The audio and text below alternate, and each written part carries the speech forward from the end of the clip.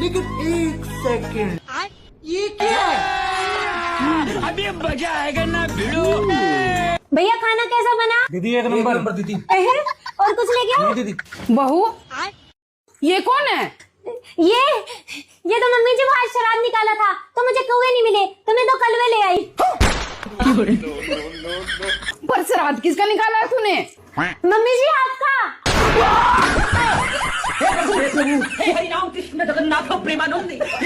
Mummy जी मुझे याद था, आपने कहा था सामने वाली से 2 कदम आगे चलना।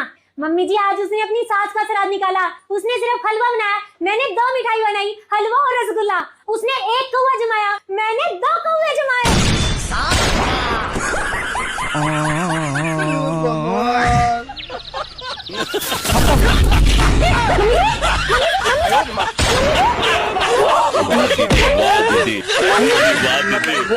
दीदी